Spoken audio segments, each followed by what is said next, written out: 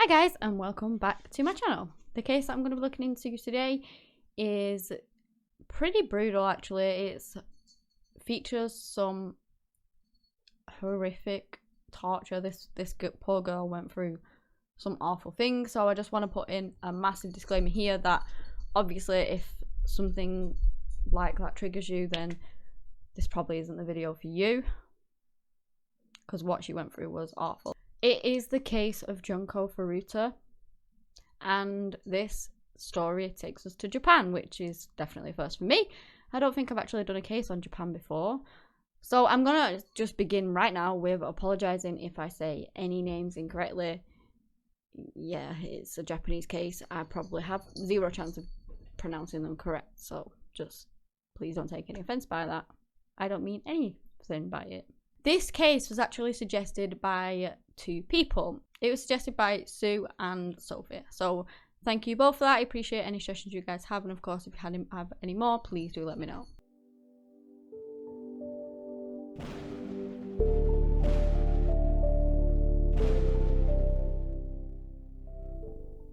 Junko Furuta was born on the 18th of January in 1971. She lived in Masato Saitama in Japan.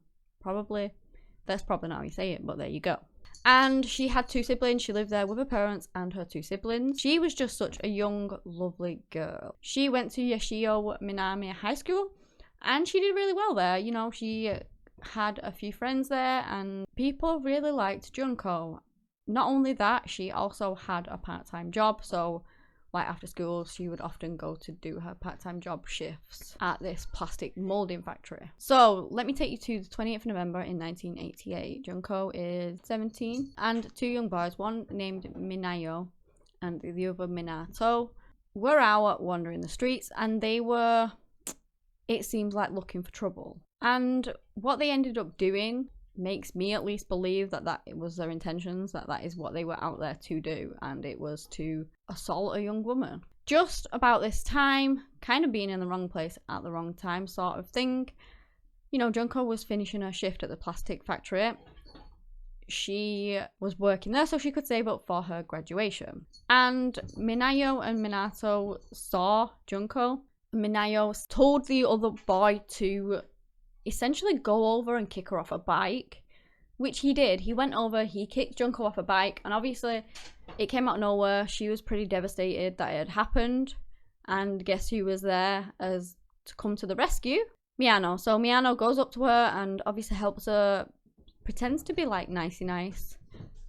Essentially it was to gain her trust, and he asked if Junko would like him to walk her home to make sure that she actually got home safe, and she agreed. She thought that he was being nice. She knew him from school, you know, so it's not like he's a stranger. She knew him, and he seemed like he was looking after her and being really nice to her, and so why not? She felt comfortable with him, and so she let him walk her home.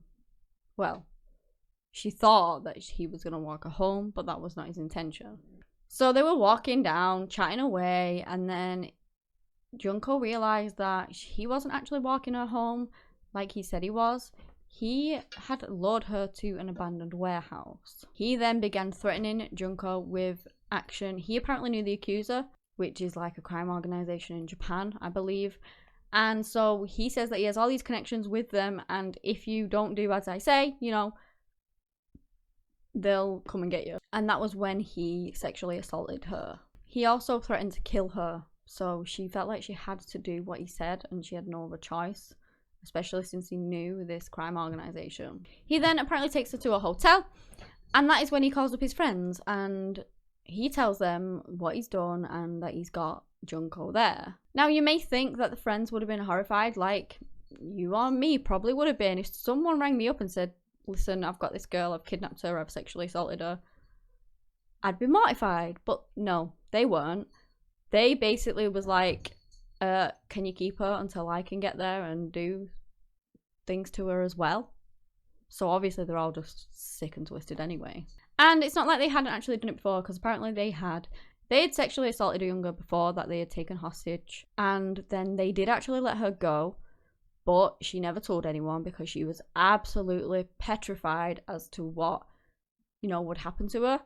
They threatened her with the accuser, and so she was terrified. She never told anyone. So they had done it before. After the conversation with his friends, Minayo took Junko to a nearby park, and once more he was threatening her family, and this is when he actually went through her belongings and he found her address. So that just made it a whole load worse. Like, now he could threaten her family with his connections, and so that terrified her. She didn't want her family to get endangered, so she just felt like she had to do what he said even more now. So when they get to this park is when they meet up with a boy named Joe Agur and another boy named Watanabe Yasushi, and obviously Minato, which was the boy that had actually knocked her off the bike in the first place. They go to Minato's parents' house and they bring Junko with them.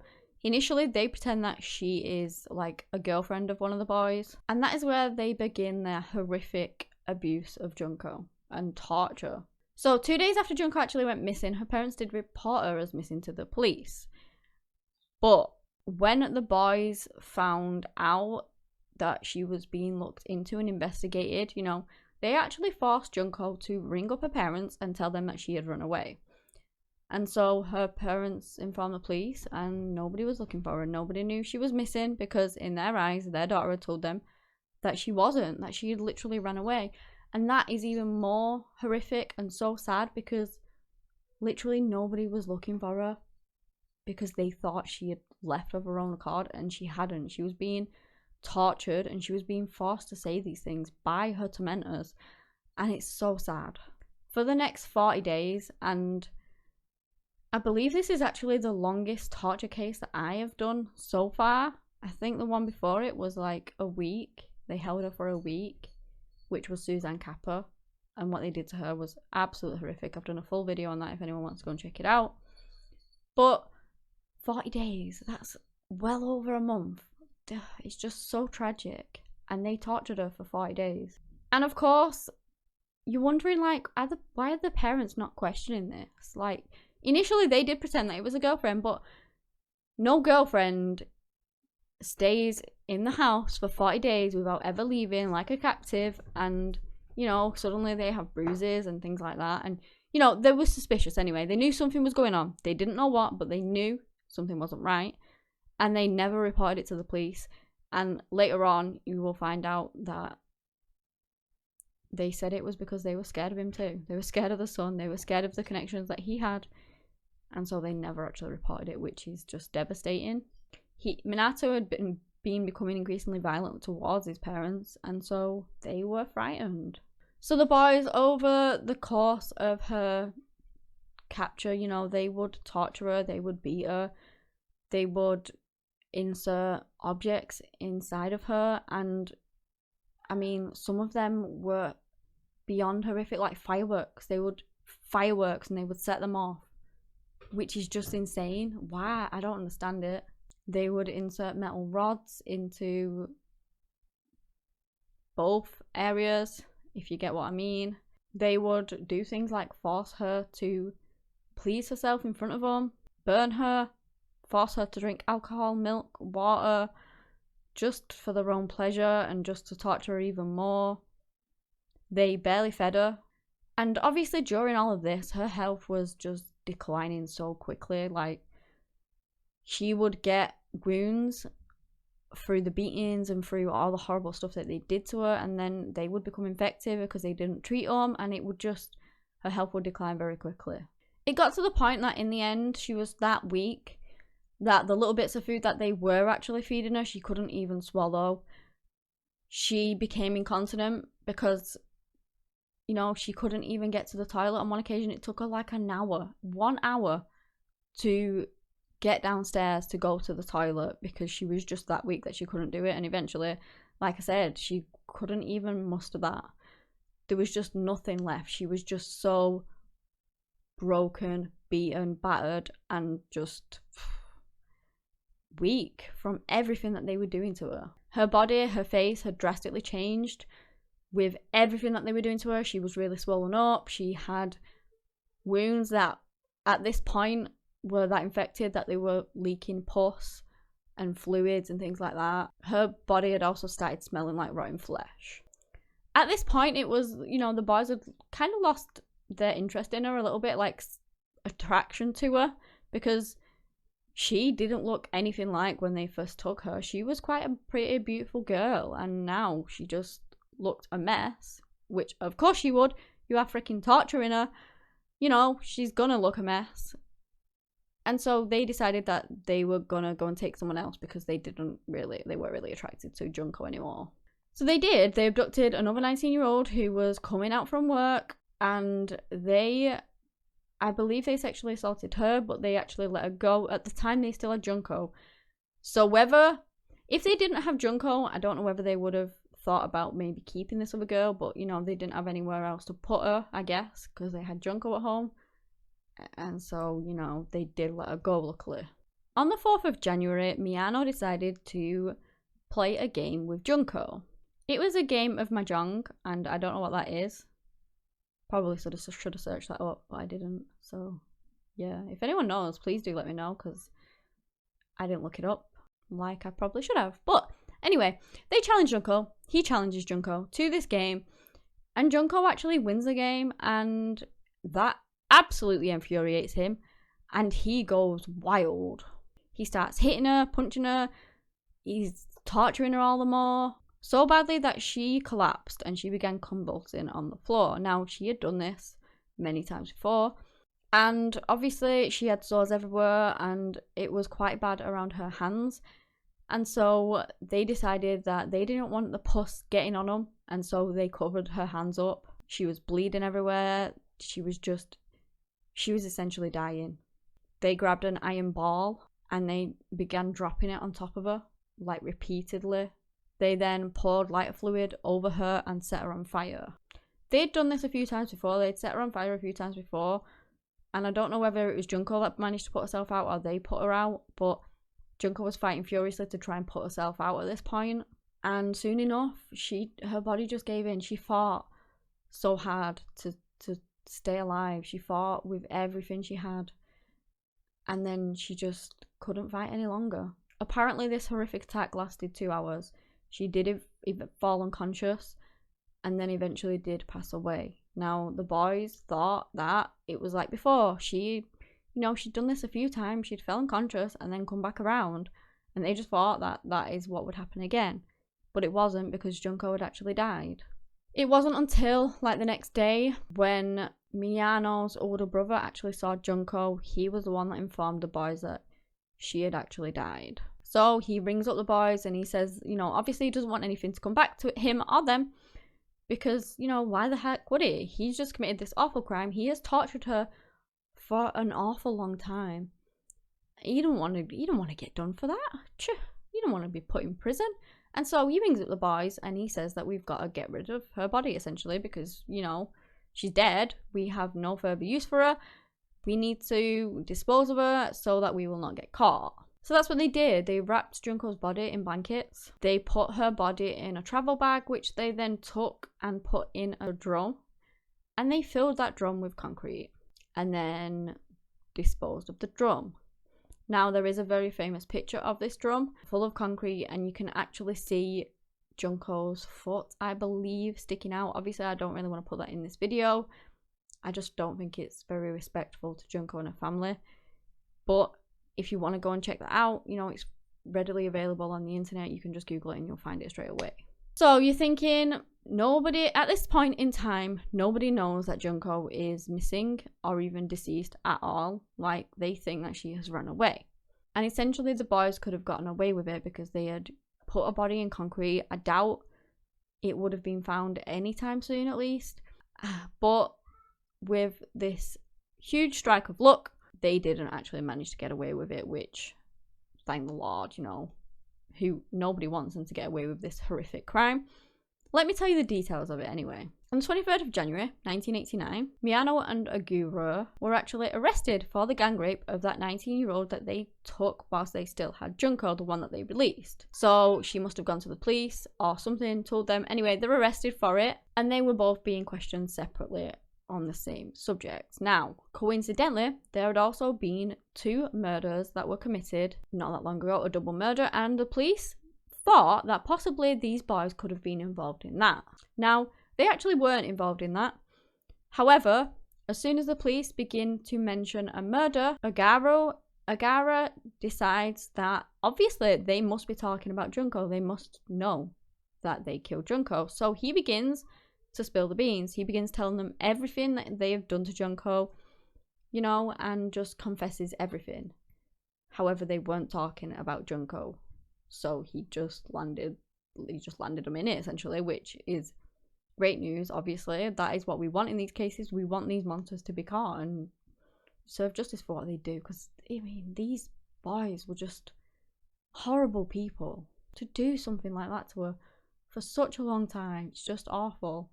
He told the police where to find Junko's body, and obviously they went down and they did find her body. This is when Joe Agari was arrested for sexual assault and Junko's murder. They would then go on to arrest the other boys too, along with Minato's brother, because, you know, he knew all about it. There was also some other boys, Tetsuo Nakamura and Kyoichi Ihara, that were arrested too when their DNA was found on Junko's body, and they were charged with rape. Initially, all the boys' names were sealed, so all the records were sealed. They didn't want to give them out because of their age, but a journalist found out their names and disclosed it to the world. They stated that due to the severity of the crime that they committed, they did not have the right to anonymity, if that's how you say it. Anonymity? You get the idea. That word. And I agree, you know, they don't. In my eyes, at least, in my personal opinion, I don't think they did either. The boys got a plea deal, which is kind of infuriating. They pled guilty to committing bodily injury that caused death, rather than pleading guilty to murder. And that really, really is annoying. In July of 1990, Miyano, who was believed to be the leader of all of this, was given 17 years in prison. Now Miyano would actually appeal his sentence, and rather than, when you normally appeal, you normally get it lessened, or that's the intent anyway. Well, yeah, they decided that actually their sentence wasn't long enough for the crime that he committed, and so they extended it. So now he had 20 years instead. So his appeal didn't really work out very well. I've also seen his parents also had to pay reparations to Junko's family. It was 5 million yen compensation to them, which is about $425,000 converted, and that was court ordered to be sent to her family. The other boys got sent to jail too.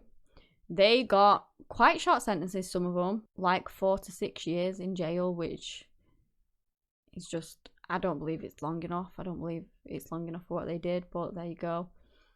But they also appealed, and the same thing happened to them. Their sentences, instead of decreasing or staying the same, got extended, which at least made me happy, to say the least. Joe Garu was sentenced to juvenile prison, and he was released in August of 1999. Whilst in prison, I saw that, you know, he would brag about what he did to Junko. He basically ended up serving another prison sentence for assaulting a man later on, but has been since released. And apparently his mother defaced Junko's gravestone, stating that she ruined her son's life. Okay. He then went on and spent all of his parents' savings on holidays and things like that, which was actually meant to go to Junko's family. So yeah, he clearly didn't care about anything but himself. What happened to Junko is absolutely devastating and beyond heartbreaking. It was just so cold and calculated. They planned it all, and it was just the torture that poor girl endured. And she was, she tried to survive. She tried to fight it all. She lasted 40 days, which is insane considering how much she suffered and what she actually went through. And it just fully breaks my heart what happened to her. I've obviously not gone fully into what the boys did to her. You can look it up more if you do wish so, because there is more information on it. I didn't really want to put it all in this video because it really is so awful what happened to her. But if you do want to find out more, then please do look it up, because there is more in-depth detail on what they did to her. But yeah, that is the end of the case. If you've enjoyed this video, give me a big thumbs up, subscribe to the channel for similar content. Anyway guys, that's all I have today on the case of Junko Furuta. Thank you so much for watching, and until next time, bye.